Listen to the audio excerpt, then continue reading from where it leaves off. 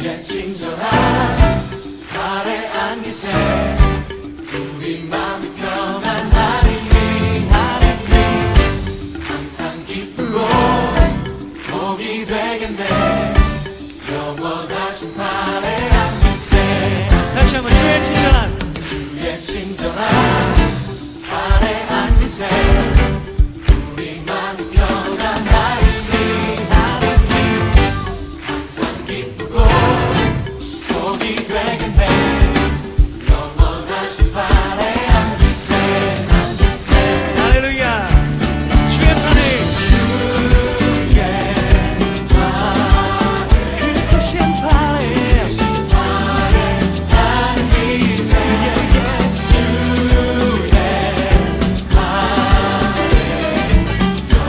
영원하신 발에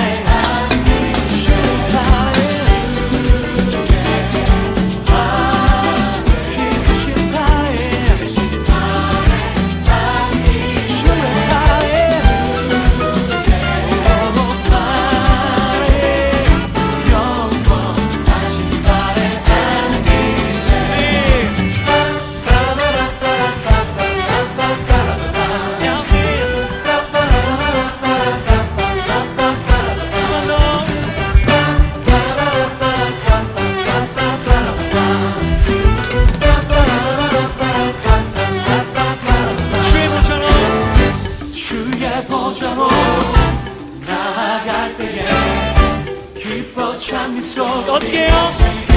할렐루야. 겁과 두려움 없어지리 영원하신 발에 안기세 다시 한번 주의 보좌. 주의 보좌로 나아갈 때에 기뻐 찬미 소리 외치고 할렐루야. 겁과 두려움 없어지리 영원하신 발에 안기세 아멘. 주의 판에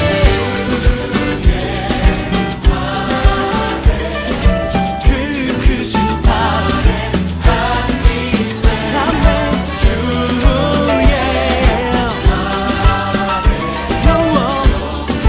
하신 발에 우리의 목소리로 주의 판에 주의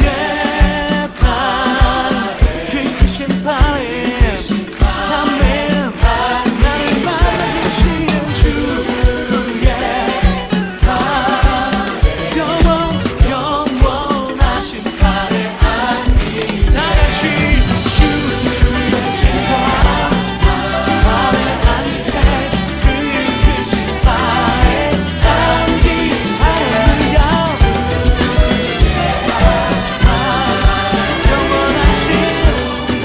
하신 발에 안기세 주의 판에 친절한 발에 안기세 그 크신 발에 안기세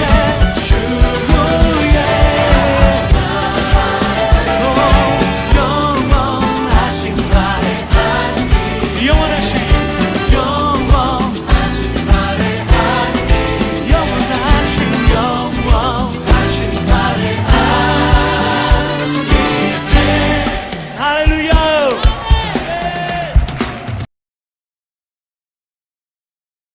너희를 향한 나의 생각을 내가 아나니 평안이요 재앙이 아니니라. 너에게 미래와 희망을 주는 것이니라. 너희가 내게 부르짖으며 내게 와서 기도하면 내가 너희들의 기도를 들을 것이요 너희가 온 마음으로 나를 구하면 나를 찾을 것이요 나를 만나리라. 나는 너희들을 만날 것이며 너희를 포로된 중에서 다시 돌아오게 하되 내가 쫓아보내었던 나라들과 모든 곳에서 모아 사로잡혀 떠났던 그곳으로 돌아오게 하리라. 야곱이 브엘세바에서 떠나 하란으로 향하여 가더니 한 곳에 이르러는 해가 진지라. 거기서 유숙하려고 그곳에 한 돌을 가져다가 베개로 삼고 거기 누워 자더니 꿈에 본즉 사닥다리가 땅 위에 서 있는데 그 꼭대기가 하늘에 닿았고 또 본즉 하나님의 사자들이 그 위에서 오르락내리락 하고 또 본즉 여호와께서 그 위에 서서 이르시되 나는 여호와니 너의 조부 아브라함의 하나님이요 이삭의 하나님이라. 네가 누워있는 땅을 내가 너와 네 자손에게 주리니 내 자손이 땅에 티끌같이 되어 내가 서쪽과 동쪽과 북쪽과 남쪽으로 퍼져나갈지며 땅의 모든 족속이 너와 내 자손으로 말미암아 복을 받으리라. 내가 너와 함께 있어 내가 어디로 가든지 너를 지키며 너를 이끌어 이 땅으로 돌아오게 할지라. 내가 네게 허락한 것을 다 이루기까지 너를 떠나지 아니하리라. 야곱이 잠이 깨어 이르되 여호와께서 과연 여기 계시거늘 내가 알지 못하였도다. 이에 두려워하여 이르되 두렵도다. 이곳이야, 이것은 다름 아닌 하나님의 집이요 이는 하늘의 문이로다. 야곱이 아침에 일찍이 일어나 베개로 삼았던 돌을 가져다가 기둥으로 세우고 그 위에 기름을 붓고 그곳 이름을 베델이라 하였더라. 이 성의 옛 이름은 루스더라. 야곱이 서원하여 이르되 하나님이 나와 함께 계셔서 내가 가는 이 길에서 나를 지키시고 먹을 떡과 입을 옷을 주시어 내가 평안히 아버지 집으로 돌아가게 하시오면 여호와께서 나의 하나님이 되실 것이요 내가 기둥으로 세운 이 돌이 하나님의 집이 될 것이요 하나님께서 내게 주신 모든 것에서 10분의 1을 내가 반드시 하나님께 드리겠나이다.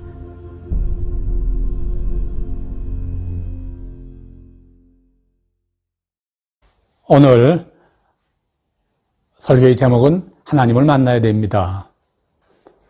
본문은 에레미야서 29장 11절로 14절 그리고 창세기 28장 10절로 22절까지입니다. 인생에서 사람을 만나는 일은 대단히 중요합니다. 누굴 만나느냐가 인생을 바꾸죠. 저 사람이 어떤 사람인가를 잘 알고 싶다면 그 사람이 지금 누굴 만나고 있나 그걸 알아보면 됩니다. 그런데 사람을 만나는 일보다 우리에게 비교할 수도 없을 만큼 더 중요한 만남이 있는데 그것은 바로 하나님을 만나는 일입니다. 하나님을 만나면 첫째, 내 인생의 모든 문제가 해결이 됩니다.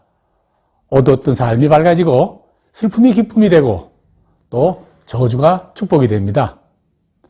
하나님을 만나면 두 번째, 우리의 삶과 신앙이 변하여서 하나님의 영광과 주의 능력을 나타내는 그런 진정한 그리스도인의 삶을 살게 됩니다. 그러므로 우리가 성도로서의 삶을 살려고 한다면 반드시 하나님을 만나야 됩니다. 성경에 기록된 모든 믿음의 사람들의 공통점을 보면 그들을 모두가 다 하나님을 만났다는 것입니다.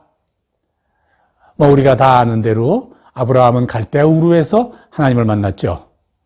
야곱은 베델에서 만났고 모세는 호렙산에서, 바울은 다메섹 도상에서 하나님을 만났습니다.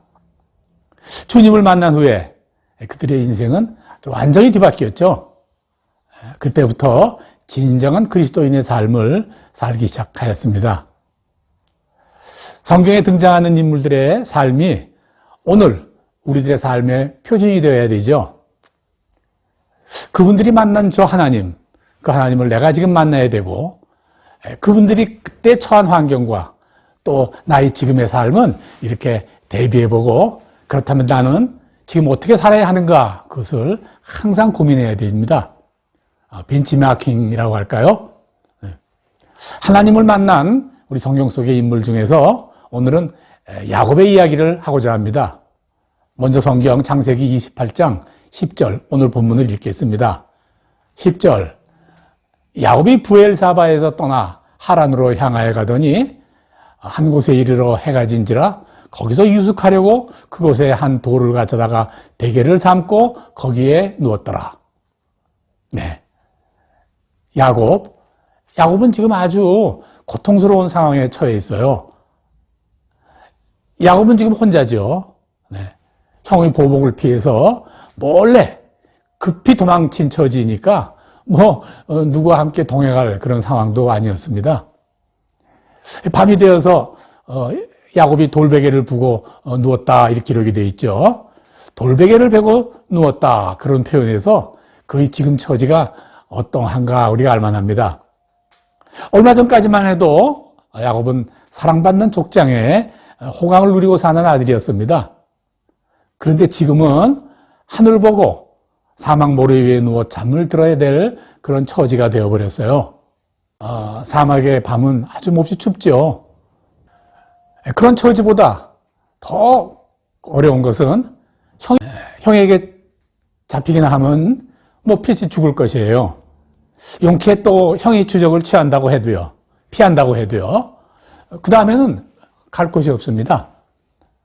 어머니가 외삼촌 집으로 가라 그랬는데 그것까지는 1500km의 사막 길이고 또 그 외삼촌은 태어나서 아직 본 적도 없습니다.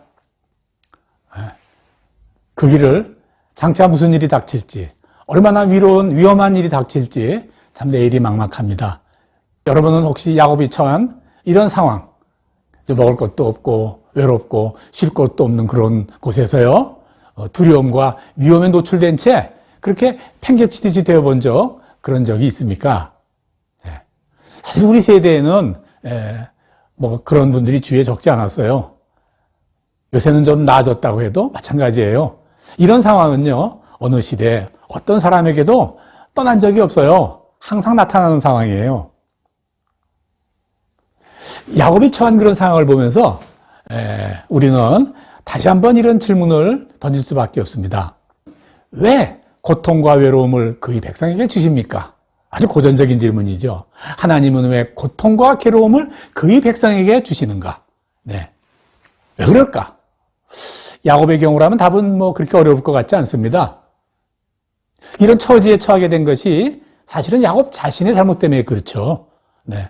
이렇게 도망쳐서 이런 위험에 처하게 될 것은 아이고 야곱이라면 당연해 라고 그럴만 하다 그 말입니다. 네. 야곱은 징계를 받을 만한 그런 삶을 살았고 그래서 지금 징계받고 있는 것이다. 야곱의 경우라면 쉽게 말할 수 있을 거예요. 그렇다고요? 야곱을 너무 질책하지는 마세요. 사실 우리는 모두는 야곱과 비슷해요. 누구나 야곱만큼의 잘못은 지니고 삽니다. 야곱보다 나을 것 없습니다. 그런데요, 우리가 분명히 알아야 될 것은 하나님이 야곱에게 고통과 괴로움을 주시며 징계하는 것은 이제 징계하는 것으로 끝이다. 이제 됐다. 그러시려고 하는 것 아닙니다. 끝. 즉, 목적은 딴 데 있어요. 그 목적은요, 하나님이 야곱과 만나시려고 그러시는 겁니다. 예. 사람에게 주시는 모든 징계는 더 가까이 하나님이 나에게 주시는 모든 이제까지의 징계는 하나님이 바로 우리를, 즉, 나를 만나 주시려고 그렇게 하시는 것입니다. 이것이 1차 결론이에요. 네. 성경에는 뭐 이런 말씀 많이 나옵니다. 오늘 본문 중에 첫 구절도 바로 이런 말씀이에요. 제가 에레미야서 29장 11절 읽겠습니다. 너희를 향한 나의 생각을 내가 하나니 평안이요 재앙이 아니니라 너희에게 미래와 희망을 주는 것이니라. 너희가 내게 부르짖으며 내게 와서 기도하면 내가 너희의 기도를 들을 것이요 너희가 온 마음으로 나를 구하면 나를 찾을 것이요 나를 만나리라. 이 말씀은요, 기원전 한 6세기경 이스라엘이 바빌론의 전쟁에 져서요, 바빌론의 포로가 되어서 이 끌려갈 당시, 그때 하나님이 그 백성들에게 주신 말씀이에요. 이스라엘이 전쟁 포로가 되었습니다. 이 두말할 나위 없이 고통과 아주 재앙이라고 볼 수 있어요. 그런데 하나님은 그 백성들에게 이렇게 말씀하시잖아요. 너희를 향한 나의 생각을 내가 안다. 평안이다. 내가 너희에게 재앙을 주는 것이 아니다. 바로 이런 일은 너희에게 미래와 희망을 주는 것이다. 하나님 이렇게 말씀하시잖아요. 재앙이 아니다. 이건 희망이다. 이렇게 말하는 거예요. 이스라엘 백성이 70년 동안 그런 포로의 생활을 했습니다. 그것도 외국에 가서. 포로 기간이 그런데 재앙이 아니고 평안이고 미래와 희망을 주기 위한 것이다. 이렇게 말씀하시는 거예요. 네. 왜일까요? 왜일까요? 하나님을 찾게 되는 기회이기 때문에 그렇습니다. 사람들은 모든 것이 잘 풀릴 때는 하나님을 만나는 일에 거의 관심이 없어요. 그러나 고통과 괴로움이 닥치면 그때는 좀 달라지죠. 네. 이제껏 보이지 않던 것이 보이고 이제껏 생각 못하던 것을 생각하기 시작합니다. 바로 영적인 것에 조금 더 관심을 갖기 시작하죠. 네. 어떤 사람은요, 한번 해보지도 않던 기도라는 것을 한번 해볼까 하는 그런 마음도 갖게 돼요. 네. 사랑하는 여러분, 삶의 고통이 오면 내 인생길이 혹시 좀 막히면 반드시 하나님을 찾아야 됩니다. 고통과 괴로움 때에 하나님을 찾는 것은 복 중의 복, 은혜 중의 은혜입니다.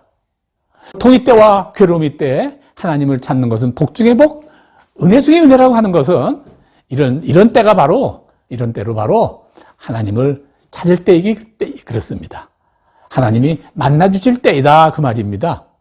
그런데 어떤 사람들은 이런 때 하나님을 찾기는커녕 오히려 하나님을 원망하며 떠나기도 하죠.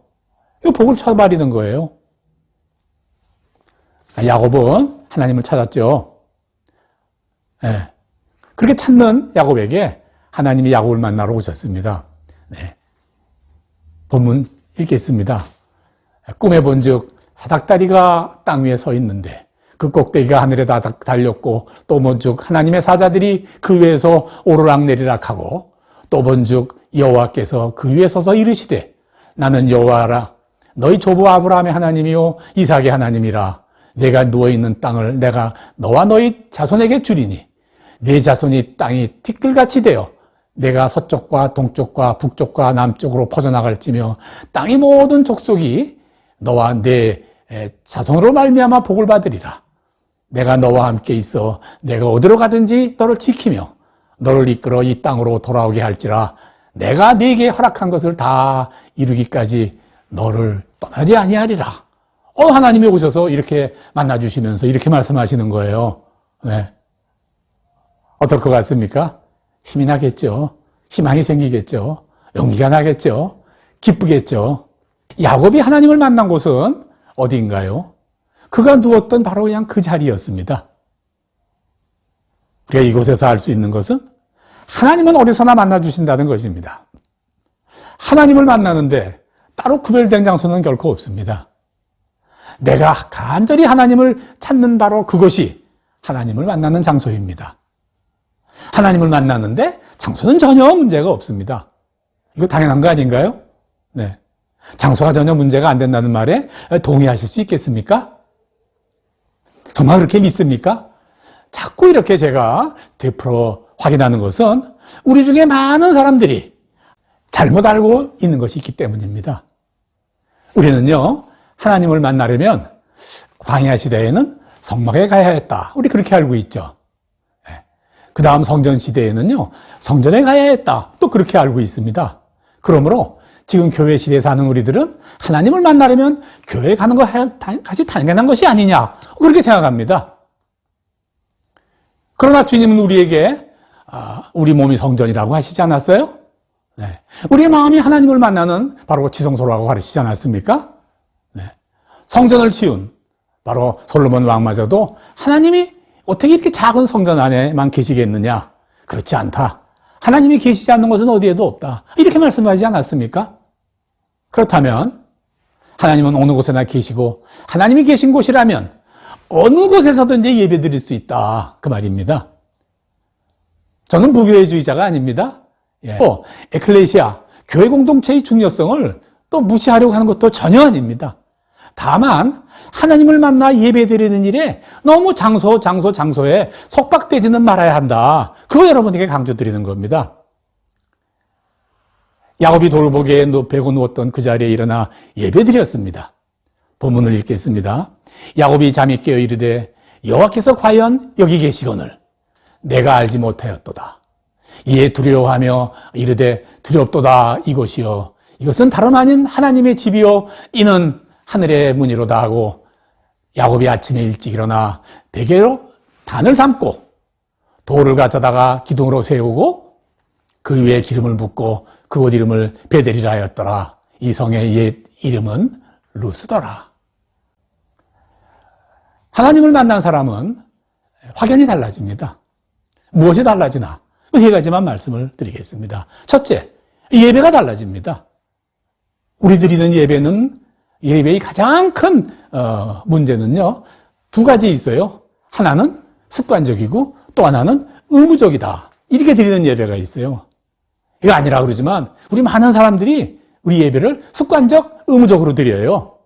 나를 한번 돌아보세요. 네. 누구에겐가 부모님이기도 하고 가까운 친구이기도 하고 등 뛰밀려 온 사람이 많다 그 말입니다. 그것만이 아니에요. 혹시 내 사업에, 내 삶에 내가 도움을 받을 수 있는 사람, 그 사람이 여기 있다는데 좀 만나보자. 그렇게 만나러 온 사람도 많아요. 잘못된 걸까요? 아니에요. 그거 잘못되지 않았습니다. 어떤 모습으로, 어떤 목적으로 왔건 일단 바로 교회 공동체에 들어온 것은 하나님의 은혜이고 하나님을 만날 기회이고 시작입니다. 이 기회를 놓치지 않으면 되죠. 그러나 하나님을 만난 후에 계속 이렇게 지속되어서는 안 됩니다. 달라져야 됩니다. 하나님을 만난 야곱이 어떻게 기도했는가? 우리 그거 보면 우리가 어떻게 해야 될지 알게 되죠. 자, 20절 이렇게 있습니다. 야곱이 사원하에 이르되 하나님이 나와 함께 계셔서 내가 가는 이 길에서 나를 지키시고 먹을 떡과 입을 옷을 주시오. 내가 평안히 아버지 집으로 돌아가게 하시오면 여호와께서 나와 나의 하나님이 되실 것이요 내가 기둥으로 세운 이 돌들이 하나님이 집이 될 것이요 하나님께서 내게 주신 모든 것에서 10분의 1을 내가 반드시 하나님께 드리겠나이다. 이렇게 기도했다고 말이에요. 네. 둘째, 하나님을 만난 사람은 회복됩니다. 오늘 본문 중에 에레미야서 29장 14절을 읽겠습니다. 내가 너희들을 만날 것이며 너희를 포로된 중에서 다시 돌아오게 하되 내가 쫓아보내었던 나라들과 모든 곳에서 모아 사로잡혀 떠났던 그곳으로 돌아오게 하리라. 이것이 여호와의 말씀이라. 네. 돌아오게 하리라. 우리가 고통스러운 것은요, 잃어버린 것들 때문이에요. 그러나 하나님을 만나면 우리가 잃어버렸다고 생각했던 대부분은 쓰레기나 똥 같은 것이었다는 것을 알게 됩니다. 하나님이 뺏어가 버린 것은 우리가 똥이나 쓰레기를 껴안고 있었기 때문에 그런 겁니다. 하나님을 만나면 이제 말없이 귀한 것, 거룩한 것, 하늘에 속한 것, 그런 귀한 것들을 우리에게 되돌려 주실 것입니다. 셋째, 하나님을 만나면 평안한 삶이 됩니다. 역대하 15장 15절에 보면 우리가 마음을 다하여 맹세하고 뜻을 다하여 여호와를 찾았으므로 여호와께서 그들을 만나 주시고 그들의 사방에 평안을 주셨더라. 이렇게 말씀하시거든요. 네. 하나님이 만나 주신 사람의 삶은 한마디로 평안입니다. 자, 이제 말씀을 마치려고 합니다. 베델이라는 곳에서 하나님을 만난 이후 야곱의 삶은 하나님의 축복의 삶이었습니다. 사랑하는 여러분, 우리 역시 하나님을 만나고 모두 그런 삶을 살기 바랍니다. 그러기 위하여 하나님을 만나는 일에 최선을 다하십시오. 하나님을 찾고 또 찾으십시오. 세상에 문제가 없는 사람은 하나도 없습니다. 그 문제를 앞에 두고 하나님을 찾고 또 찾으면 하나님은 우리에게 분명히 회복과 평안을 선물하실 것입니다. 그런 평안과 회복의 삶을 사는 성도들이 되기를 주의 이름으로 간절히 축원합니다. 아멘.